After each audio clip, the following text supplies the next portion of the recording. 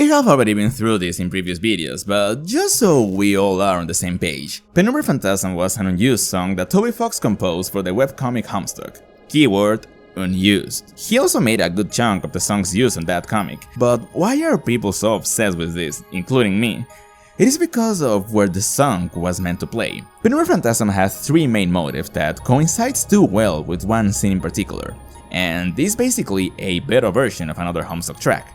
Savior of the Waking World. And here we'll be getting a bit into the Homestuck plot, so spoilers ahead. To put it simple, Homestuck is a story of how a 13-year-old boy named John Egbert, his friends, and a group of aliens play a game that destroyed their planet, and now they're trying to win the game to create a new universe. During their session, John dies.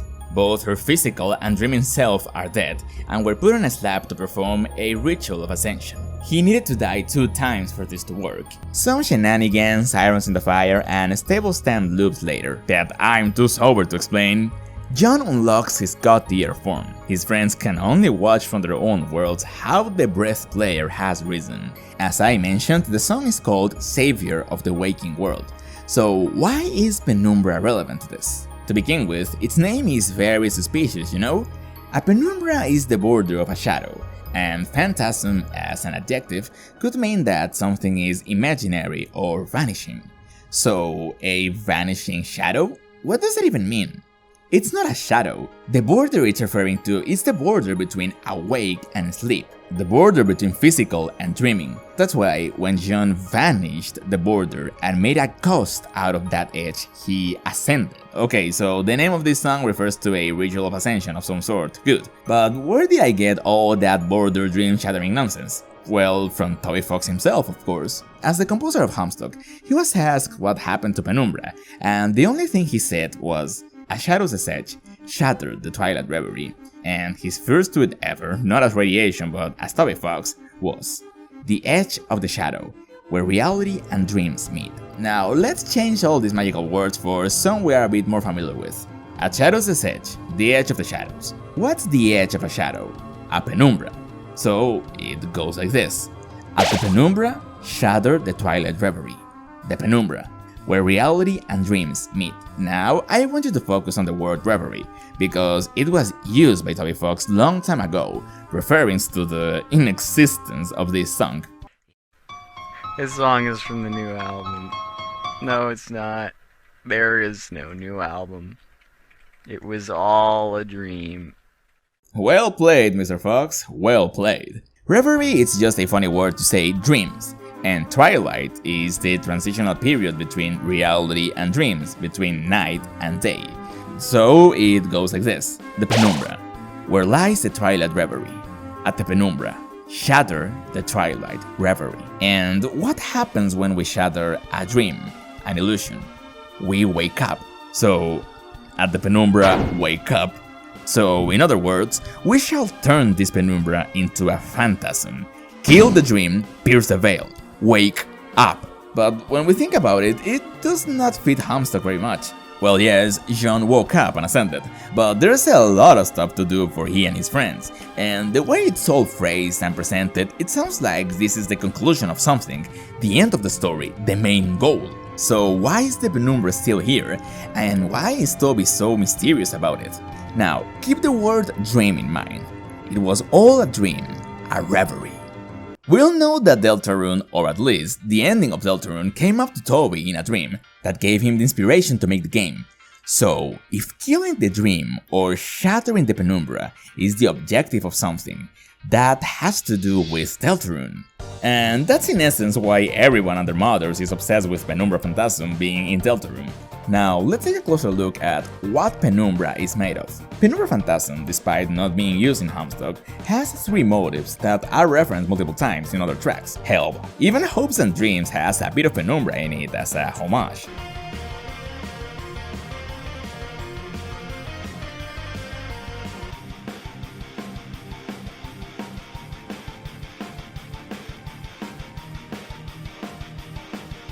And since Undertale is, well, a tale, it is only fair that a song about dreams accompanies Asriel's boss fight. Penumbra has 3 motives: an anticipation, motive A, from other song composed by another person, that other song is Doctor, a motive B, that we'll be calling the Veil, and Motive C, that we'll call Shatter. This features in 3 cinematics: Jade Enter, Jean Awake, and Cascade.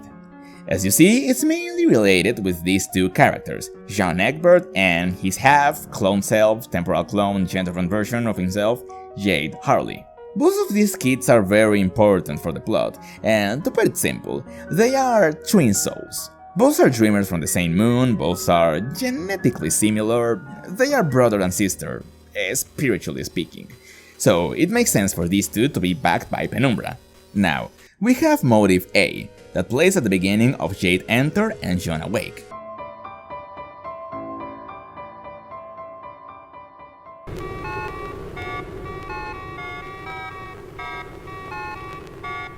This song plays in anticipation of some events or something that is coming. It plays when the world of John is presented, when he is about to ascend, when the meteor is falling. These are very important events, of course, but I want you to have something in mind. All of these events are because of a character called Dr. Scratch. Remember, Penumbra's Motive A belongs to other song, Doctor.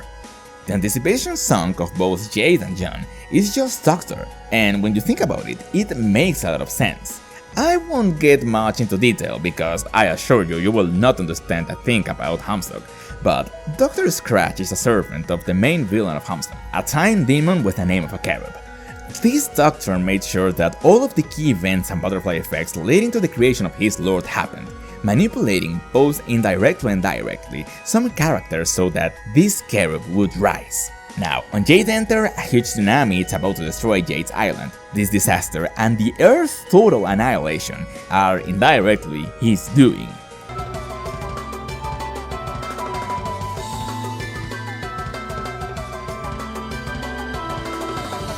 And when she finally enters her session, Doctor plays again, because Jade entering her session led to the creation of an even greater antagonist force, just as the Doctor planned.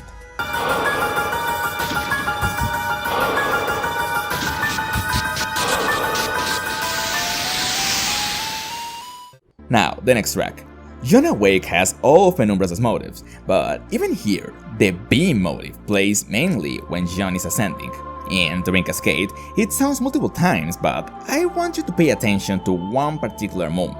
Jade ascended to God tier, and when she's channeling her powers to break the barrier and escape their session, the motive B plays.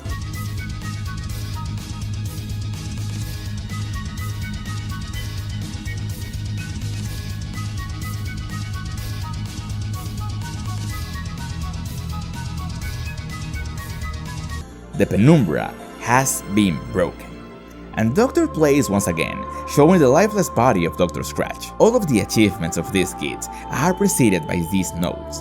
This was all the Doctor's plan, and that is precisely why Penumbra Phantasm will not appear on Deltarune. Or that's what an unbeliever would say. You see, during Undertale's anniversary stream, Toby said that he won't be using Penumbra Phantasm on Deltarune, since the original composer of Doctor passed away. And personally, that's a stupid reason. What better way to commemorate a friend musician than to use the motive of a song he made and you yourself have referenced multiple times? But regardless, he's right. I mean, imagine giving the reason to the damn author. Penumbra Phantasm does not belong to Deltarune in its current state. And what do I mean by that? Penumbra Phantasm, as pointed out by this video, uses the Doctor motive over and over again, and there is no Doctor in Deltarune, so it would make no sense to use a song that has it. But what about the rest? What if I told you that there is already a Veil motive on Deltarune? Penumbra Phantasm B motive plays only one song, the song used when Chris seals the first Dark Fountain on Chapter 1.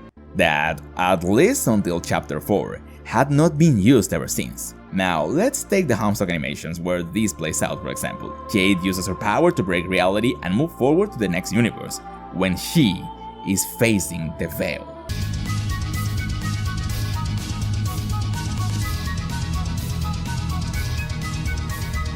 Just like Chris and Susie standing in front of the Dark Fountain, at the edge of the shadows.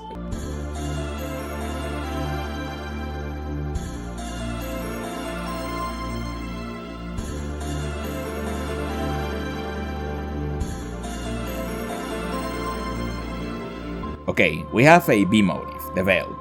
What about the Shatter? So far, there hasn't been anything similar in Deltarune. Or maybe we have already heard it. If Penumbra is missing one final piece to be completed, and finally be part of Toby's dream, the same motive should be, of course, Don't Forget. The most used motive of the game.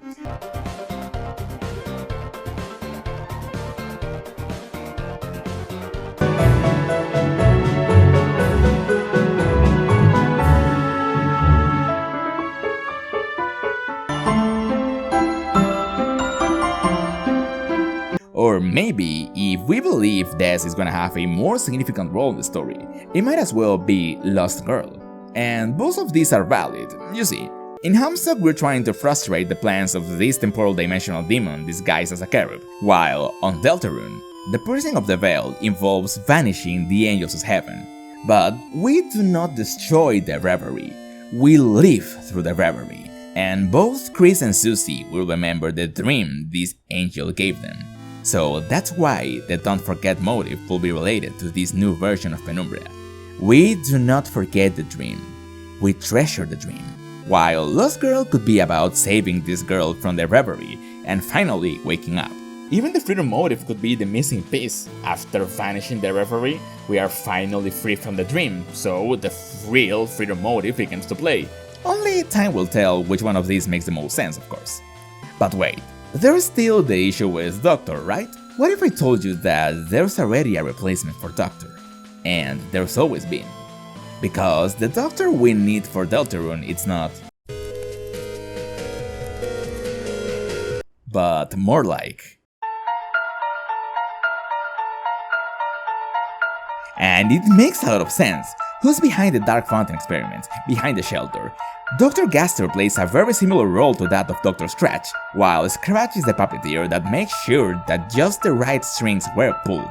Gaster is the architect of the dream, and just like in a dream, we are not totally aware we're sleeping until it's time to wake up, like the Dark Fountains.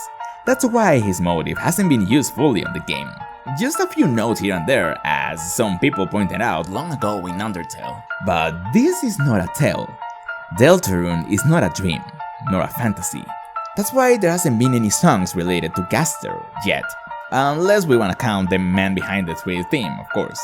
In conclusion, Penumbra Phantasm was a song composed for Homestuck by Toby Fox. The fandom believes it will be reused in Deltarune at some point due to some cryptic messages that connect this song to Deltarune. This is also backed by some tracks on Homestuck that share the same motives as Penumbra and are weirdly related to Deltarune. Toby himself said he won't be using the song because it has a motive composed by a friend that also worked on Homestuck and passed away.